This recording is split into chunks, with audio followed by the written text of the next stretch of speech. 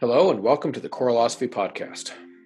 This is Chris Muntz, I'm your host, and this is episode 38, Necessity is the Mother of Invention, with Dr. Farrin Manian of Boston's Mass General and Harvard's Medical School. We are here to discuss today the time in which we live where being creative and forging a new path through tools that we've never used before and considerations that we've never had to think about before are going to be part of this new normal that we keep hearing about.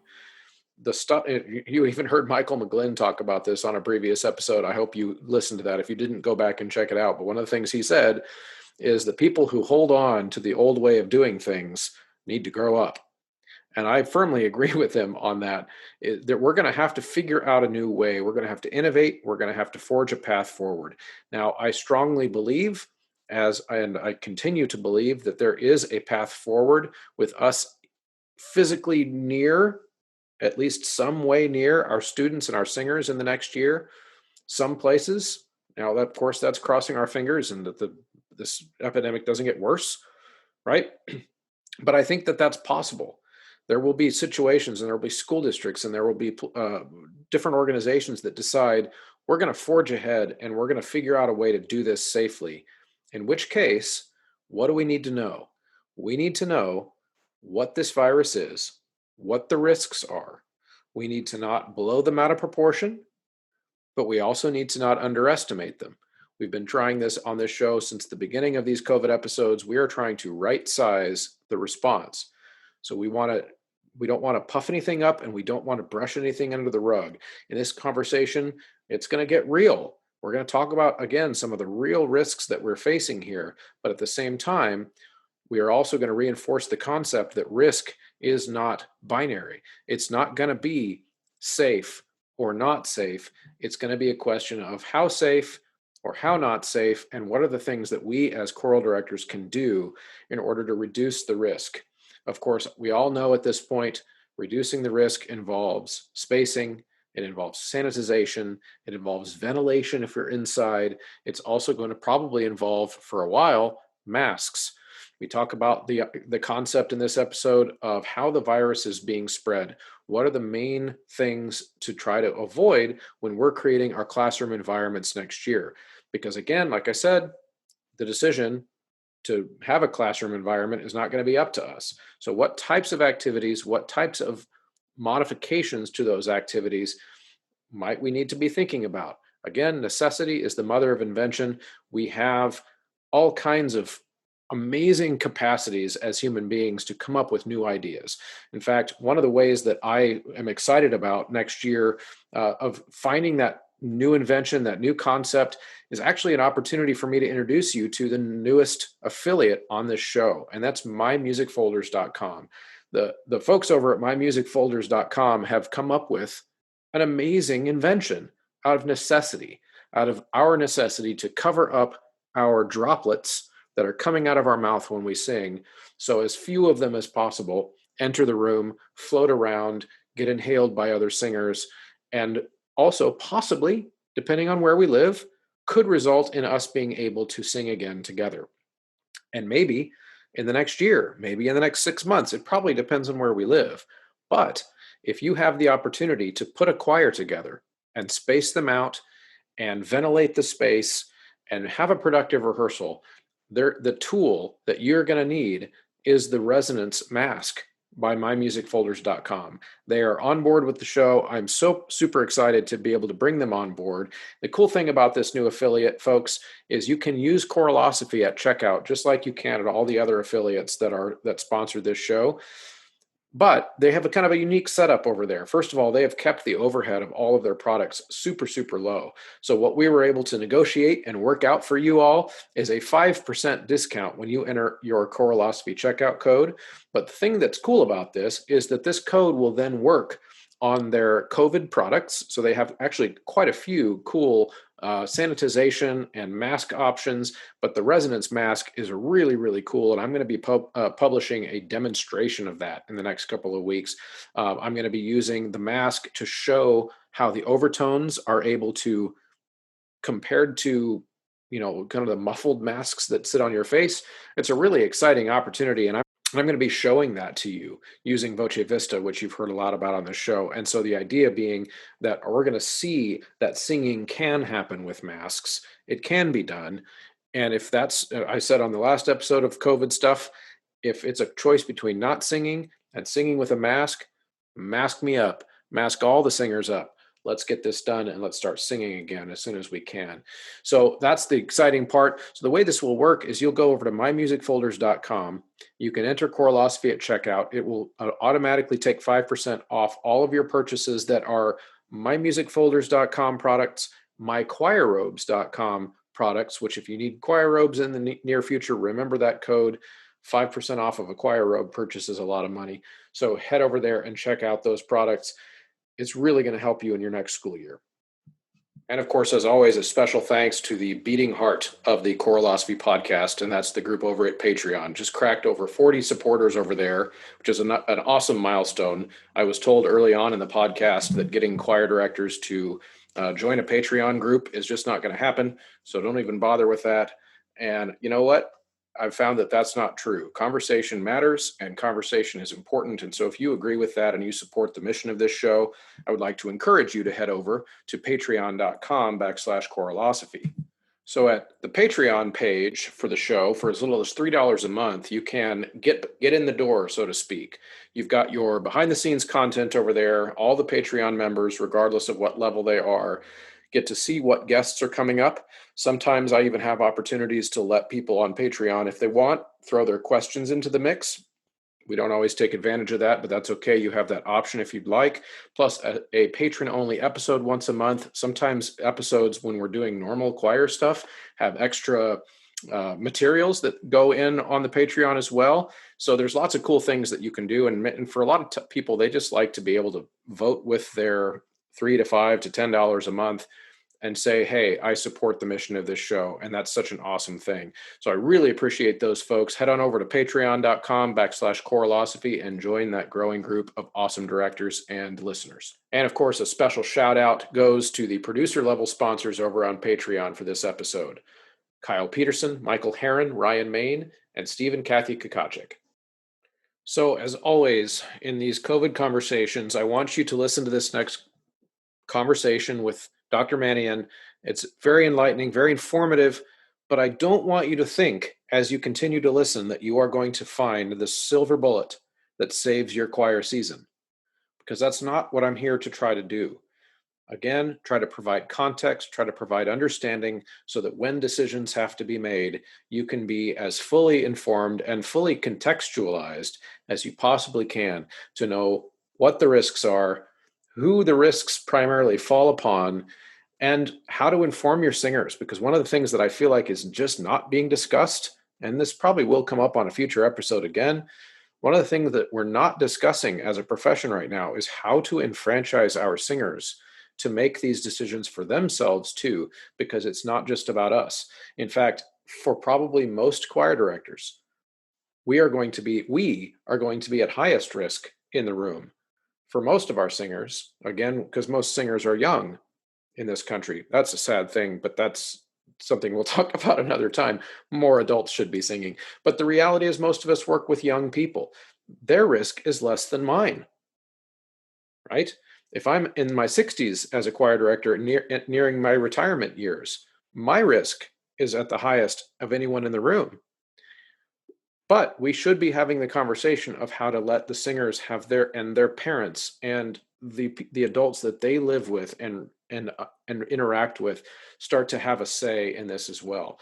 So if we're going to do that, we need to have the understanding, the context to lead those conversations in our communities, because they're going to look to us. They're going to look to us to be the experts on what is going on in our classrooms. And that's the purpose of this talk. So with that disclaimer, enjoy my conversation with Dr. Farrin Manian. Okay, I'm here with Farrin Manian. Dr.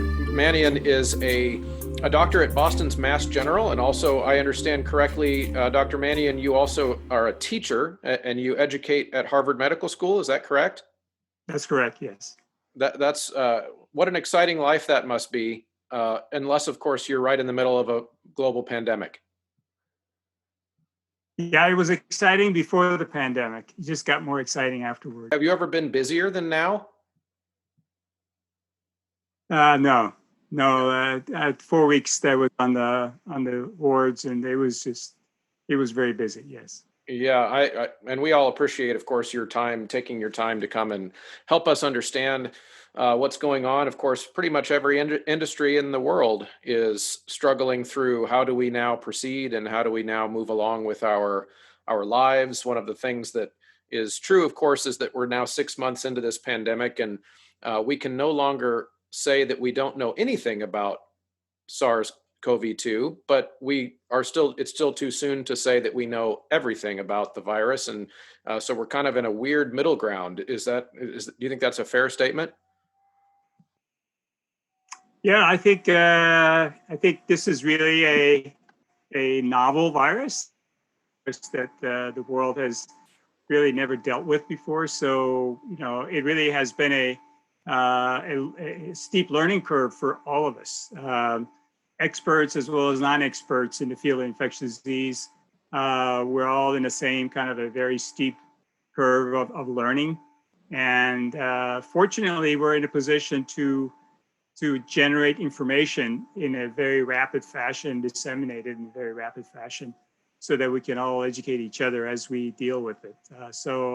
In a way, if there's going to be a pandemic, it's never a good time to have it, but it's better to have it when you have this much information technology that we just didn't have before. So that means generating new knowledge in addition to disseminating and sharing that knowledge with everyone else within the scientific community as well as beyond. And without the internet and without all the new technology that we have scientifically developed just in the last decade or two, we wouldn't be in a position to be able to deal with this virus like we have. So we're in a way, I think we're fortunate that we have the technology to deal with it the best that we could ever deal with.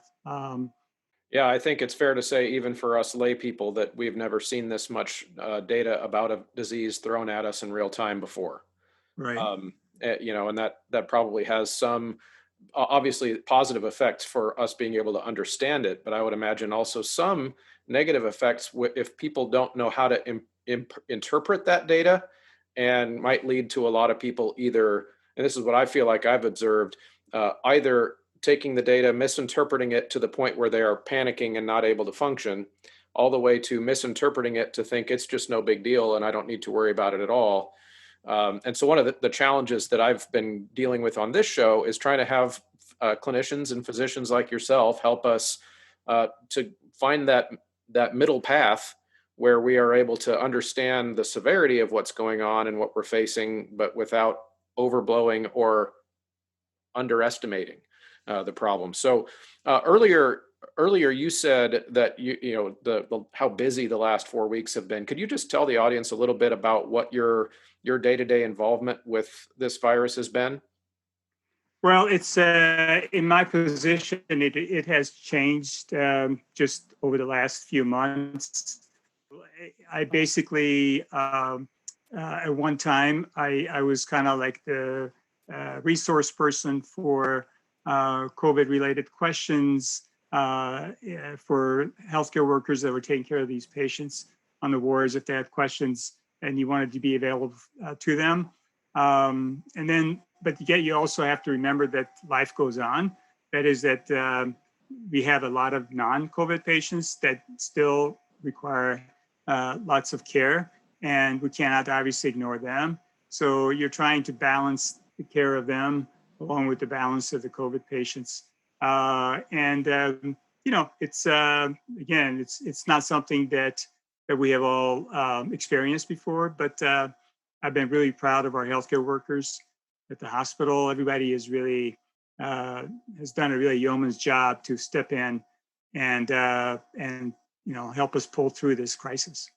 That's fantastic. I would like to, if it's okay, dive into what I'm going to call COVID basics, because one of the things, like I was mentioning before, is that if lay people, if we misinterpret if we misunderstand what's going on, then that can lead to some problems of its own. So the first one I want to talk about is how the virus spreads in at least the most typical situation that you feel like you could kind of explain to us. And I'll share first my understanding, and then if it's wrong, I want you to tell me.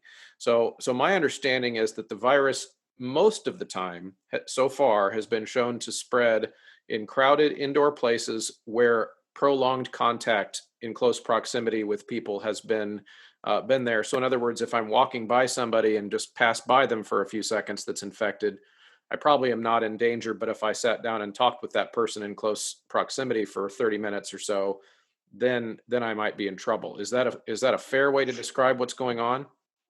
Yeah, I think I like to preface by saying that transmission of infectious disease is complicated. Let Yes. me just put it that way. And it's not just COVID; it's really tuberculosis, influenza.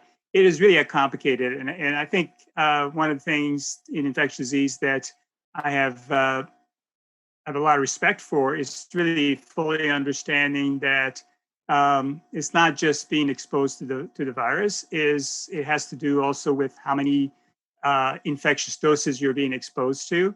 It depends also on the host, on not just the host expelling all these viruses in the air, but also the person who's being exposed, their immune system. Are they able to handle it? Are they able to deal with it in a symptomatic or asymptomatic way? And then, of course, the third part is what you kind of alluded to, is the environment. How close are you to the person? Is it outdoors? Is it indoors? What's the ventilation system like? And honestly, the person who is infected also varies from in their ability to be infectious. And as you know, you've heard this term super spreaders or super emitters. And it really, I think it would be too simple to say that just because you're infected, you're going to pass it to everybody else. I think we're really understanding that some people are definitely much more efficient at passing it to other people. And it is a respiratory virus. So really, the most efficient way of passing it is goes through the air. That's why it's called a respiratory virus. And yes, I think that you almost need that kind of the elements of perfect storm for this transmission to occur. And certainly, you need to have a person who is capable of passing the virus to other people, whether they're super emitters or super shedders. They need to have enough virus coming out of their, mouth and their, cough, or, just talking, to get it into the air around them. And then you have to have people who are very susceptible to getting it, catching it. And then, of course, you have to create an environment that can happen efficiently. Again, good example would be outdoors, where there's a lot of ventilation and dilution of the outdoor air, versus indoors, like you alluded to, where air is relatively stale at times. The ventilation may not be good, and the virus could be hanging around in the air. So, I think it's probably the best thing to do is to admit that this is a complicated transmission, kind of a example of a respiratory virus. And it's kind of like that really for a lot of other things. Tuberculosis, for example, is a good case. Just because you have TB doesn't mean everybody around you are going to get TB. In fact, when you first of all, when you try to figure out what the source of TB is, half the time you don't know where people got it from. So there's no identified area where they could have got it from. You can't find any person that could have given it to a person. And I think in some ways, my experience also has been that a lot of time we don't know where people are catching it from. I think we do know there are certain outbreaks, and those are easy, but the great majority of the time, we don't really have any idea where people got it from, and except the fact that they must have been exposed to somebody who was infected. So I think admitting that we don't have a full understanding for every case of where or how they got the virus, I think it's probably a good start. Yeah, that all makes a lot of sense to me. Definitely wanting to oversimplify it seems to be the natural instinct of most people, because if we oversimplify it, then we can very simply answer and solve the problem. And I think what you're trying to help Right. us understand is that's just not how That's not how infectious disease works. One of the things that I've read about, and I want to see if you think this is accurate, that when the folks that are doing the contact tracing with this virus, one of the things they do ask people is, where have you spent time in close proximity around people for 10 to 30 minutes at minimum? Do you think that's a really good way to start, at least with with that contact tracing, or do you think that's not the right question? No, I think, in public health, honestly, you have to have certain kind of guidelines for people to play. This is pretty much the same with any disease management or epidemic.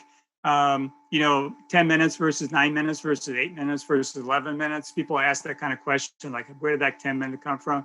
It gives you a framework so that you're not over testing. You're not basically saying everybody's is exposed and at risk versus nobody's exposed. And so it is a good middle ground. We know that the longer you're exposed to a virus, then obviously the more likely you're probably going to get it. Reasonable start. Yeah. Yeah. Yeah. And in fact, that's a good segue. Another thing that has been evolving, of course, and I want to get your opinion on this too, just so that we can try to understand the world around us as we approach, a return to, say, school. Many of my audience are teachers in the fall. And one of the things that's been evolving, of course, is how much, not only how much, but the process by which we are testing for this virus. And I wanted to see if you can help us understand that. One of the things that Dr. McKenzie, who I believe was on my show before, had mentioned that the possibility of thinking about new cases, yes, as not necessarily the end all be all of understanding the viral surge in our area. And of course, we're sitting as we speak right now in the U.S., we're seeing a rise in cases being talked about in the news. But of course, we also would want to look at hospitalizations to see if those are on the rise or going down, deaths from the virus going up or going down. Do you think it's important to look at all three of those metrics in context with each other as well? Yeah, I really think that this is not a unidimensional virus or disease in terms of how we approach it. We basically have to get as much information, objective information, measured information that we can, looking at different aspects of this disease before we can make a reasonable decision as relates to public health approaches to controlling this virus. So I think and there are different metrics that people have used, different regions, different states. But I think one of the ones that is really common is what is the percentage of people that are testing positive?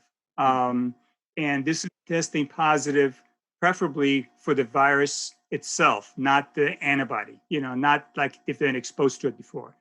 Basically, they still have evidence of the virus usually in their respiratory secretions.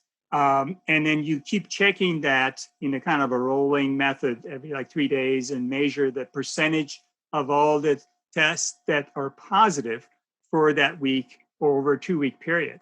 And, you want to trend that, and at the minimum, you'd like to see that percentage is going down because those are presumably actual germs in people's respiratory tract, and therefore they must have got it from somewhere, and therefore it may be indication for the level of transmission. Keep testing people as many as you can and trend that so that you actually have evidence that that's going down. And so in terms of being able to say that, yes, we can relax these measures in the community, you really have to have the surge capacity to deal with the onslaught of sick patients. We got to be able to take care of people that cannot take care of themselves at home. And so whether it has to do with hospital beds, ICU beds, ventilators. And so one of the other things that people look at often is, you have enough hospital beds to take care of, say, all of a sudden 30% increase in your admissions because of the COVID. Can you actually provide care for this surge? Same with the ICU. And if the answer is no, then you can see how you could really get in trouble, like, New York City, for example, where you just literally start running out of beds. You literally start running out of ICU beds. And it is really not a good position to be in as a healthcare provider. So that's another kind of a metric that people look at. And there are several other ones, but you'd like to see the mortality number of deaths go down. You'd like to see the hospitals have the surge capacity. You'd like to see the infection rate, at least based on the screening. You'd like to see all those go in the right direction before you start to get really comfortable with, relaxing your measures in the community. Yeah, that all sounds like it makes sense. That's just intuitively as a layperson. My instinct all along has been that you can't analyze anything that is very complicated just using one variable, one metric. And it sounds like that's what you're explaining, is that you've got to look at all of this in totality. And a lot of that data, like we said when we first signed on, we've never seen a disease where the public has been seeing all this data. I've got all my tabs pulled up on my computer right now of everything that's going on that's been reported in my state. So it's pretty interesting. You did mention earlier, just a second ago, that this is a virus where older folks, and the cutoff I've been hearing is 65 and older is where really it starts to skyrocket upwards. Of course, there are exceptions with younger people, and we don't want to discount those at all. But 6 months now into the pandemic, one of the things we're seeing is that now that the economies and places are starting to open up more, that we're seeing a lot more younger people test positive, because of course the younger people were stuck in their houses for the spring months, and now they're going out and interacting with people. A lot of younger people are starting to, in their 30s and 40s, are starting to become infected. Do you feel like those age breakdowns of mortality and severe health outcomes for the virus are going to continue in the 65 and older crowd? Or in other words, how solid do you think those cutoffs are? Yeah, so I think that's a great question. I think initially when the outbreak was reported, based on published studies from China, it really kind of looked like the younger people, like especially those less than 18 years of age, were not getting sick like the older people. But if you actually look at the bar graph of people who are getting hospitalized, the rate of hospitalization by, say, decade of age. So 20 to 30, 30 to 40, 40 to 50, and then so on to over 80, 85. You will see that there is a appreciable increase in the number of hospitalizations. I can just see our own hospital. We have a lot of people in their 20s that are hospitalized, and they're really very, very sick. Okay. So we really quickly realized that, yes, if you look at the rate of people need to be hospitalized or wind up very sick, the rate is definitely lower for that younger adult age group, but it actually starts to increase after age 18. Okay, so I think it would be a mistake to just think that a certain age group should be exempt from anything, to be honest with you. I don't think CDC tries to make a distinction between wearing protective equipment just because you're younger. They say everybody needs to wear a mask, for example. Even children over age 2, everybody has to wear a mask. So we don't really try to make a distinction there, because in some ways it doesn't matter if they get sick or have symptoms. If they can pass it along to somebody who really cannot afford to get sick, to me that is a problem. It's everybody's problem, not just the people that got the infection. Oh yeah, absolutely. I agree with all of that. And so it sounds like, and just to kind of summarize a little bit what you're saying there, and again, feel free to correct me if I'm wrong, is that while the mortality risk might be skewed towards the older folks statistically, again, that's not to discount the risk to anyone else, but just statistically it's skewed. The younger folks are still getting sick. They might have a better chance to, once they go to the hospital, they're going to get treatment. They're going to respond better to that treatment. It's still going to kick them in the butt, and they're just more likely to pull through it. Is ultimately, again, that's what I'm trying to just make sure that that I'm understanding the data picture. Yeah, that's true. I mean, the mortality hospitalization rate is definitely lower in people less than 60. It's certainly not zero, and it's definitely higher than people less than 18. So, you know, they medications compared to children. Right. And then we also know that people that have no symptoms or very little symptoms are perfectly capable of transmitting this disease to other people who may actually get really sick. So again, to be able to stop the chain of transmission in the community, you really need to have everybody pitch in and do the right thing. Yeah, absolutely. I wonder now, since you mentioned children, and a lot of the folks that listen, like I said, to the show are teachers, and we're a lot of us are working with those 18 and under type kids. One of the things that another previous guest, Amish Adalja from Johns Hopkins, that was on the show, had mentioned early in May, back before there was a whole lot of information, that's some reason to believe that kids aren't as good at spreading the disease as adults are. You mentioned that certain people do kind of exert more or spew, for lack of an artful term, more viral particles when they exhale and when they breathe. Is there any updates that you know of on that, or are we still in the dark kind of on children as vectors of this? Yeah, I think I have heard that, but to be honest, I've also seen published reports of kids being a source of infection to other people. We know that kids generally have a more just milder disease, and if you have a milder disease, maybe the system is better, or maybe they just don't have the right kind of receptor for the virus. Whatever it is, maybe the virus is not multiplying in the respiratory tract as much, and so their viral load may not be as high. Some of them can be obviously high, and so there may be reasons why they may not be passing along to other people as efficiently. But there are probably some adults who have very mild disease that may also not be very efficient in passing along. So I have yet to see a peer-reviewed journal article that says, oh, the rate of transmission from children to adults is such and such, and it's this much lower than adults to adults. Again, this is a complicated process because you're looking at a couple of moving parts.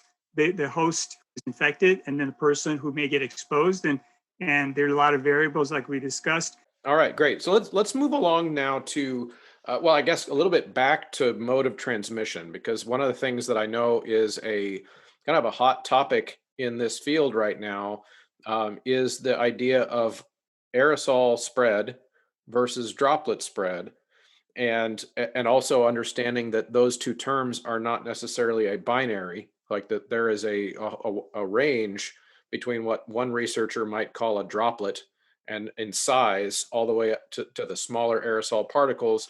And there's kind of an odd mid-range there where, depending on who's talking, they might call, one researcher might call them droplets, the other might call them aerosols. And so there's a lot of layperson confusion about this, and it also ties into the science about why wearing masks is helpful, is kind of understanding that process. So what is well, let me phrase it this way. Right now, the CDC website does not include the word aerosol on its page for how the disease spreads. It talks about droplets and close contact, that kind of thing. But I understand that there are lots of researchers now saying that they don't think that's correct. The CDC is missing this one. And so what's your position on that, and how do masks tie into all that?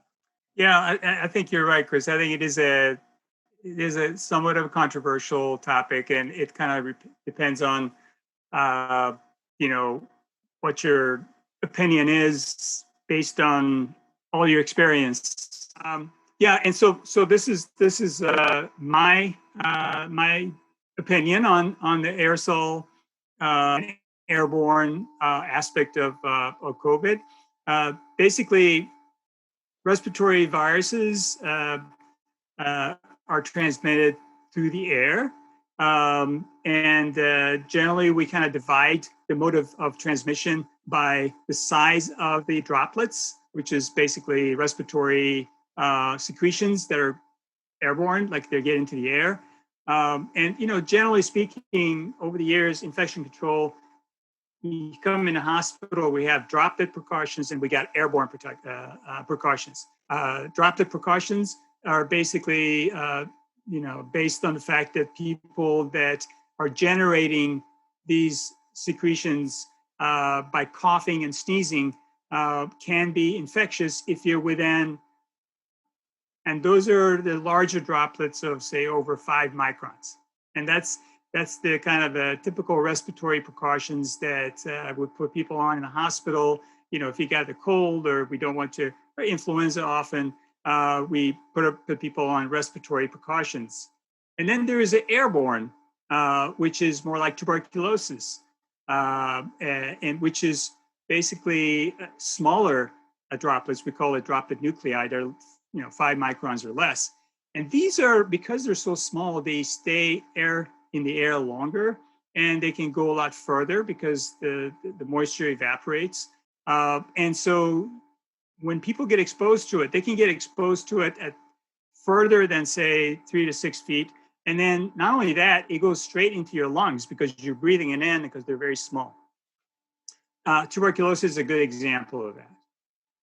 I think the controversy is SARS-2 or CoV-2 or COVID agent, which category does it fall into? And I think initially everyone was thinking that this would be primarily a droplet precaution type of a disease, that if you're within 3 to 6 feet, you should take precautions, but not if you're beyond that.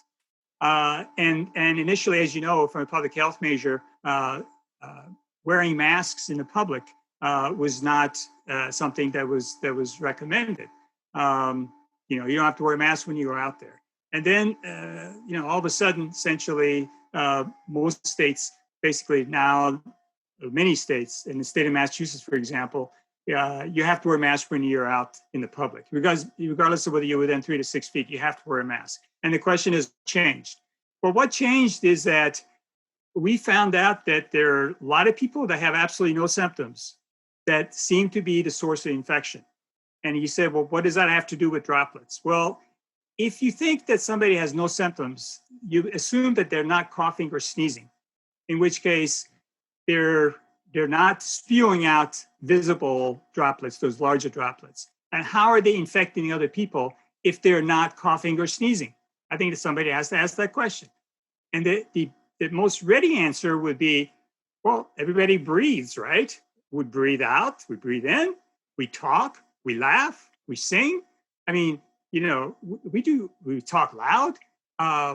Is it maybe because of that? And in fact, it really looks like we're able to generate these small droplets or droplet nuclei. Even before there was COVID problem, people were able to document that just talking and breathing can generate these small nuclei, droplet nuclei. And in fact, the size of the virus is such that it could be on these small droplet nuclei and it can be transmitted that way. Because of this asymptomatic transmission of the virus is probably not uncommon at all, I think it became very clear that you're not necessarily going to transmit it just by coughing or sneezing, in which case it becomes more like an airborne disease. And so in the hospital, I can tell you that everybody wears a mask. Everybody put people with SARS-CoV-2 on airborne precautions. There have been studies that show that you can find bits and pieces of the virus outside of patients' rooms with COVID. You can find bits and pieces of the virus in the patient room that's not coughing or sneezing at the time that you measure it. So it really looks like you can potentially generate infected droplet nuclei. And if you're infected with SARS-CoV-2, it could explain why many patients may be getting it without being around somebody who coughs or sneezes. So my personal bias is that when you have outbreaks of, in Boston, you might have heard about the Biogen conference that was right before we had a huge outbreak of COVID-2 in Boston. And it was a conference and, at the same time, and you have to ask, well, what happened? basically it's so efficiently transmitted that you almost have to say, probably not all from the environment, because the virus has to go from the person who's infected to the environment. It has to resist dying on the surface. Somebody has to pick it up and not wash their hands and then get it that way. This is not a very efficient way of transmitting it. Whereas everybody breathes, and if you're breathing in air that has virus particles that can go straight to your lungs, that's a very efficient way of transmitting it. So I personally believe that it can be transmitted by airborne route. That was a long-winded, no pun intended, answer to your question, Chris. Yeah. So one of the things that one of my layperson confusions about that distinction, because that does make sense to me, but one of the things that I think this causes confusion for a lot of people, especially for people who kind of refuse to wear a mask, which is that if it's true that those tiny particles are the problem, and my homemade cloth mask made out of a t-shirt has holes that are so big that I can see through them, why is that helping me? Or, for example, and these are criticisms I've heard, or for example, if I'm wearing one of those ear loop surgical masks that aren't designed to filter out those tiny particles, how does that help me if it's not protecting me from the big droplets or protecting someone else from the big I agree. I think that you're probably not just protecting yourself. You're not trying to just protect yourself from the small particles. There's still going to be large particles, obviously, and you definitely don't want to get exposed to that. So those masks, even though they don't filter out the small particles, they still give you some protection. And you don't want to fight that we were in. To be honest, we obviously use that when we go in the patient's room. We're taking care of them, and so because the air in that room, somebody that has COVID is probably going to have lots of these particles. And again, it's a matter of risk of how much viral load you're being exposed to. If you're in the public, hopefully you're not being exposed in an environment that has got tons of virus in it, because the person who actually is infected, we expect them to wear a mask as well.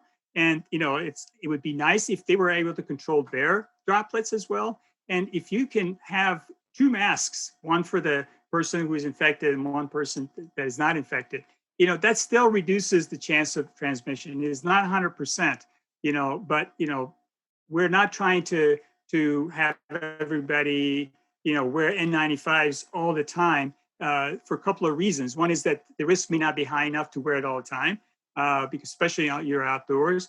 But as you know, there's an N95 shortage as well. A lot of hospitals initially could not even get enough of those. And it is not a practical thing as far as wearing it all day. So you're trying to reduce the risk. You can't obviously reduce to zero if you're going to be in the public. There's always going to be, even N95s, you mentioned it. Yes, it is definitely much better in filtering out things. But in the hospital, you have to be fit tested for it. That is that you have to show that the contour of your nose, your face, whatever it is, that the mask is actually doing what it's supposed to do. And some people, N95 doesn't work for them. And so there's no guarantee that a public who just starts to wear N95, that they're getting well fitted, and so they will do anything. So from a practical aspect, I think it is perfectly fine to wear these regular masks, and for everybody, not just the person who's trying to protect themselves, but people that are trying to protect others from their secretions. Right. So it sounds like the way that it started to make sense to me of why even the homemade masks are at least worth the effort is because I think we talked about this earlier when you first came on. The total viral dose matters over time. So even if your homemade mask doesn't filter like an N95 does, it's going to filter a portion, and maybe a significant portion, because I'm assuming that a large droplet would contain a lot more virus than some of those tiny, particles in the air. And if you can at least filter out that bulk of your exhalation, then you're protecting the people around you, even if it's not 100%. Yeah. Okay. Absolutely. I think the reason that a lot of states or municipalities are concerned about, opening restaurants and bars and stuff indoors is regardless of whether you wear a mask or not. They want to keep the number of people indoors to a minimum, maybe 25% of their capacity, along with social distancing and the mask. And that's because you're trying to minimize the amount of virus in the room, in the establishment, because people are talking, they're laughing, they're loud, and you can generate a lot of droplets during that time. But hopefully you won't generate so much that the concentration of the virus gets so high that you're going to be at risk. You still need to wear a mask because there are going to be people that may be close to you. And it's still going to be probably a higher risk than if you were outdoors. And I think a lot of people started, providing tables outdoors for that reason. But, the indoors is still a concern. To me, when you have a lot of people congregating inside an enclosed space and they're talking and having a good time like we all like to do, and the air in there is basically a cumulative concentration of the virus that's been hanging around for hours, and so I do get more worried about people going into these establishments even with a mask. I tell people I would probably avoid going inside unless you really have to. Now, I hear you. I hear what you're saying there too, and see if I can put again. My function is to put this in lay people's terms for my listeners. So, and the analogy there is of course to that large droplets. You're going to get a whole bunch. You might get a whole bunch inside of you like right away, but also if you sat inside with a bunch of these particles that are just hanging around, they might be smaller doses, but you're sitting there for a long period of time. And over the course of the time that you're there, your immune system would no longer be able to keep up with that dose. Is that true? Am I getting it? Yeah. You're right. So the distinction that I would make, I probably failed to make it at the beginning, but the larger droplets, of course, they're large and the polar gravity will get them out of the air, within seconds, to basically drop down to the ground or the floor. Whereas the droplet nuclei, the small ones that are very light and they're kind of like hang around in the air, they actually stay there. And then if somebody else comes in with COVID, they add to the previous person's contribution to the contaminated air. And then the third person comes in and you can see that there's enough of an overlap that you can actually have a very relatively high concentration of the virus in the ambient air. And so that when you walk in and you're there to just enjoy your meal, you may be breathing the air that has been left behind with these small droplets. Even if these persons are no longer there and talking or anything, this is kind of what they might have left behind. And so and then these tiny droplets are going to not necessarily be stopped in the nose or the mucosal surface of the upper respiratory tract, we call it, but they can just be directly breathed into your lungs, in which case you may just have absolutely no immune response. You can't stop it, and then you can get really a severe illness. So the airborne transmission is more than just an academic type of discussion, like, oh, I wonder how small the size is. It really makes sense that you want to stop that by not creating an environment that has a lot of these droplets in the air so that people can breathe in. Okay, got it. So I'm going to have us move now into the singing specific realm a little bit, just because that's of course what most of my listeners are hoping to hear us talk about. And so I'm going to set up a scenario for you and just let you respond to it. So if I am in an area of the country, because as we know, the virus kind of behaves differently. I shouldn't say it, the virus doesn't behave differently, but the virus impact varies by region. You've got some areas that still have, lots of counties in the U.S. that still have had zero cases. They're isolated geographically. They don't have very many people, that kind of thing. And so there is a variance. And so a lot of these decisions are going to be made at the county level, the local level of what types of things we're allowed to do.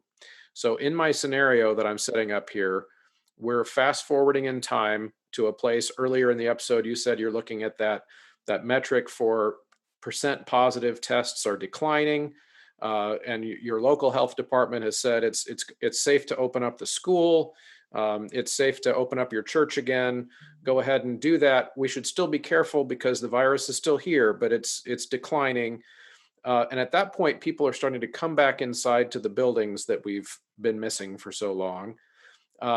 And we still want to do certain risk mitigators like social distancing and mask wearing and all of those types of things.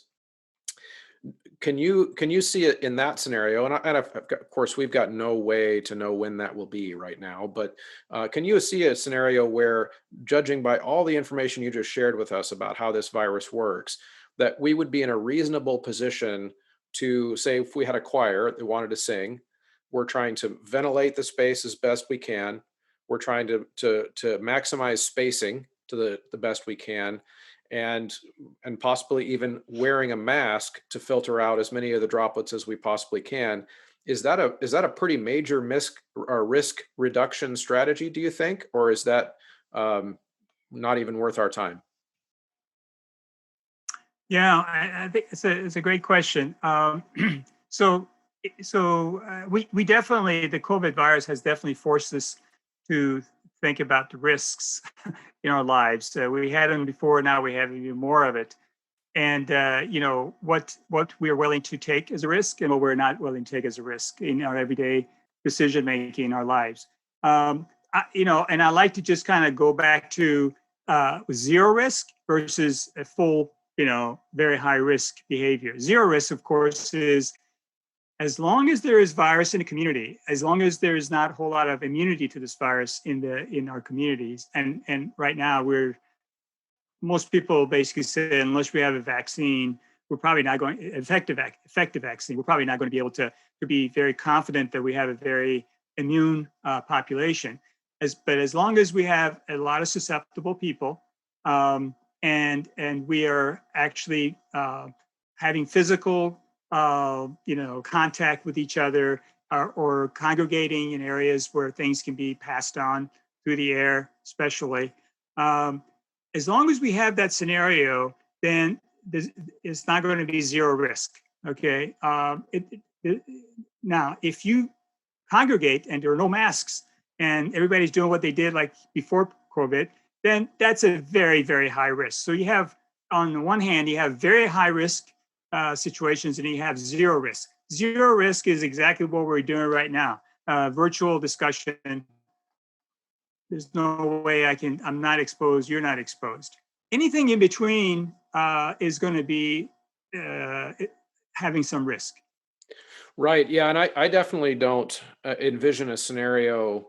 In fact, I said on a previous episode of this show that I don't even necessarily know that I buy that there would be zero risk after we have a vaccine, just because there's also side effects of vaccines. There's, some even really successful vaccines have some people that it just doesn't work on them, or those types of things. And so I agree with your portrayal there of risk being kind of a big spectrum, all the way from I'm not going to even take my covers off and leave my bed today. That's about the safest thing you could do, all the way to skydiving without a parachute. I've even heard of people living through that. So there's this big spectrum.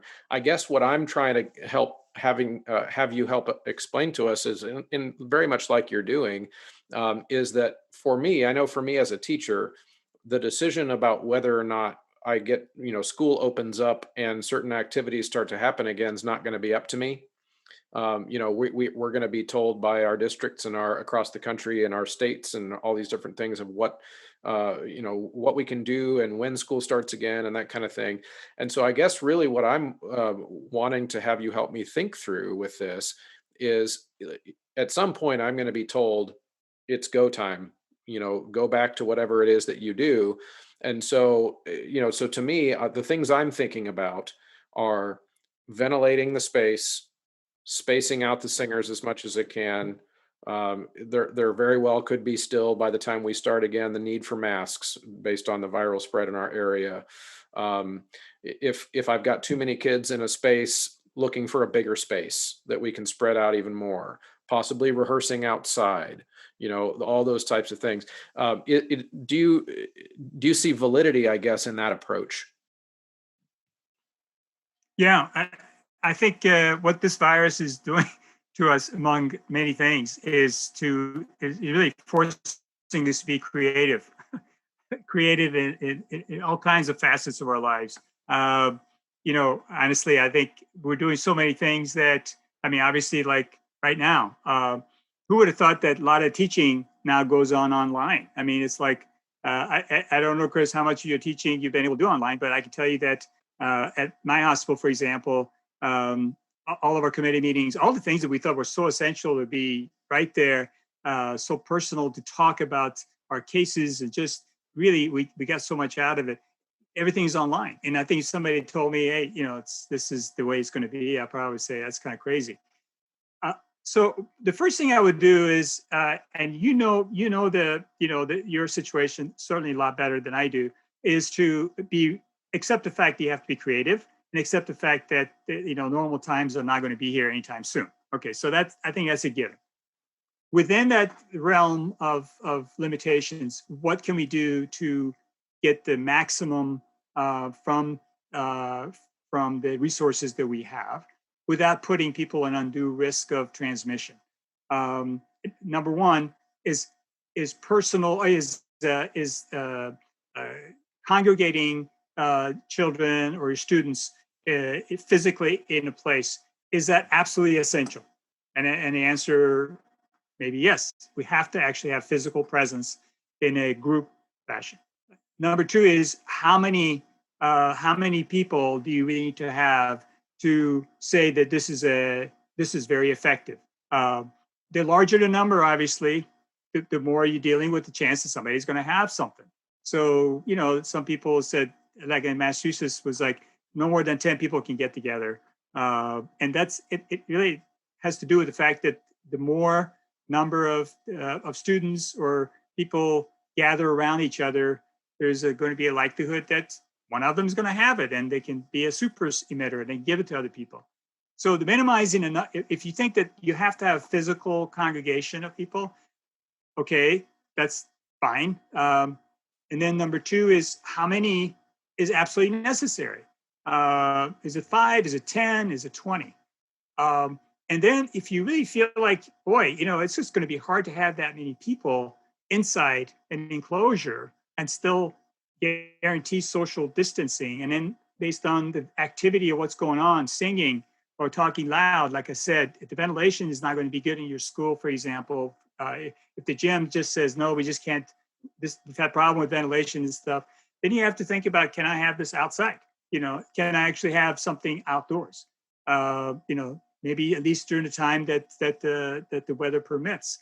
But I don't know whether people can sing with a mask on, Chris. I don't know if that whether that's a possibility. You obviously can't sing or can't play any kind of wind instruments or flute or something with a mask.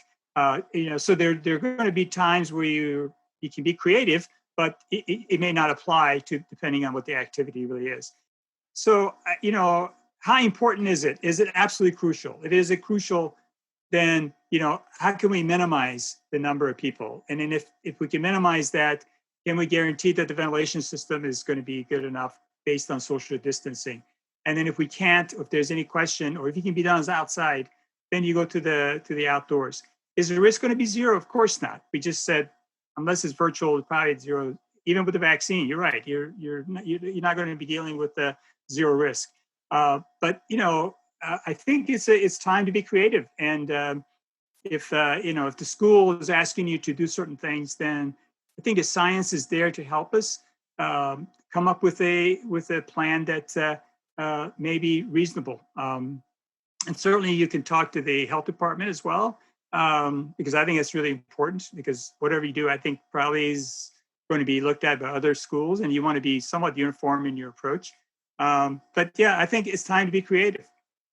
Yeah, absolutely. That all makes sense, and I think the your point about the singing with the mask is interesting because, of course, in the spirit of being creative, there we've got some companies that are looking at singing specific masks.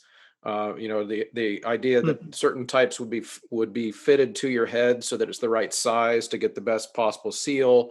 And we've got this resonant singing mask that's just coming out now, where it's got kind of a wiring system on the inside where it extends out a little bit from your face so that it doesn't touch your lips while you're singing. And it looks really interesting and really promising, because then you can still feel the sensation of singing, rather than having it kind of pressed up against your face. So it's exactly right. The necessity is the mother of invention.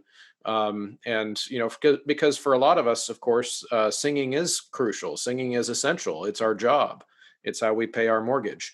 So it just like all these other industries, like restaurants and bars and everybody else, they've got to be creative and figure out a way to offer their service as safely as they possibly can. And I think we're now in the performing arts industry, we are now kind of being forced to be in that spot too, where a lot of us have just paused everything that we're doing. I haven't had kids singing in a group since March.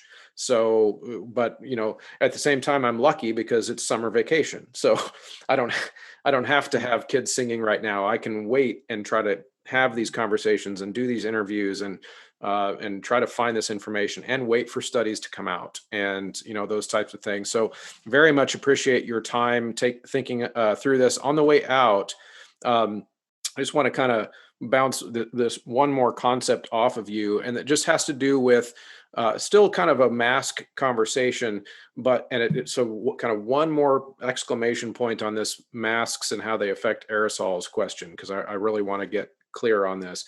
So if I'm wearing a mask, and let's assume that it's pretty good quality and it's fitted well, but it's not an N95, I am still putting out aerosols into the room when I breathe through that mask, the small particles. Is that true? Yeah, I mean, it depends on how much of the percentage of air that you're exhaling is tiny particles versus larger particles, obviously. But you're obviously reducing the number of viruses, either on the large particles or the small particles, into the environment. So, there's been some what we'll call like meta-analyses of masks in terms of protecting, the transmission people from getting COVID, and 70-80% effectiveness with the mask, and these are not N95 masks.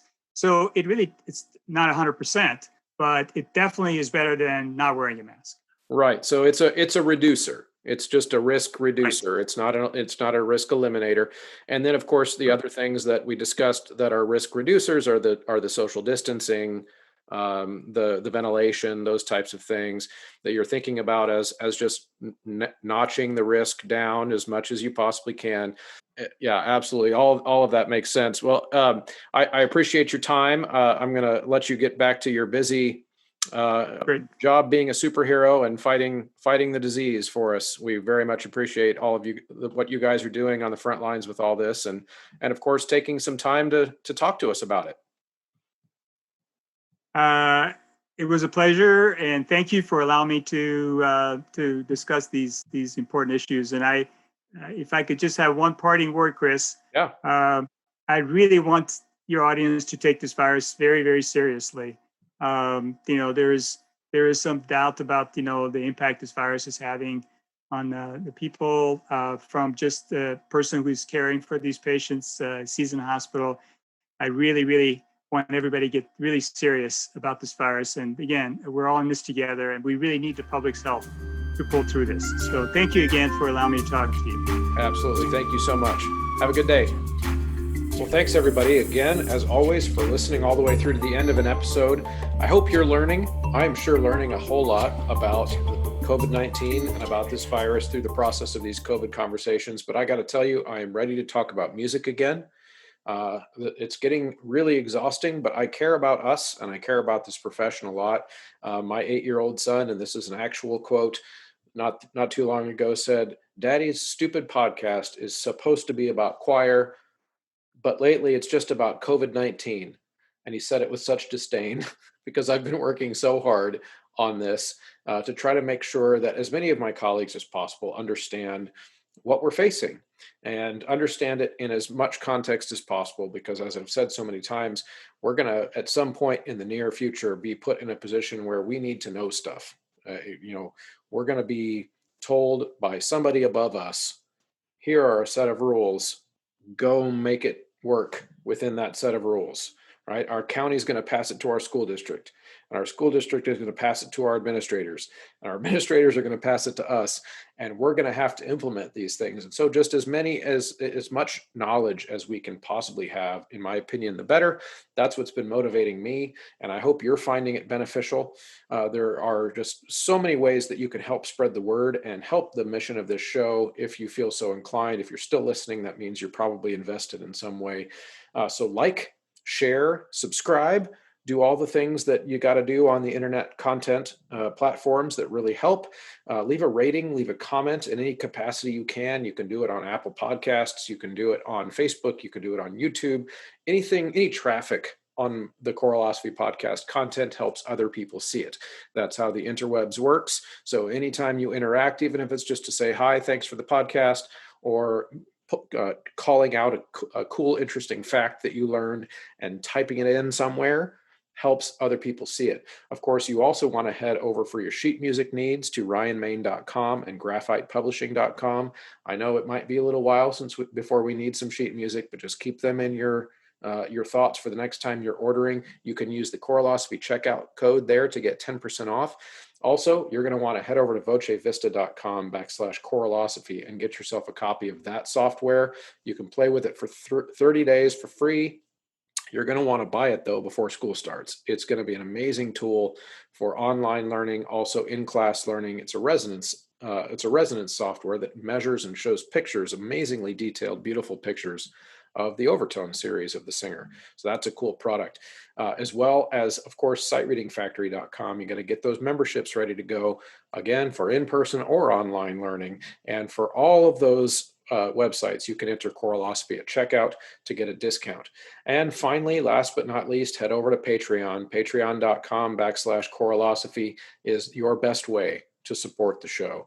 But like I said, I just want you to be part of the conversation. I want everything on this show to be free for as long as possible. The best way you can help me do that is all the things I just listed. Interact, say hi, send a share, head over to Patreon, use the sponsors. These are all the things that help keep the lights on so I can keep doing this like forever. That would be awesome. Thanks a lot, everybody. See you later.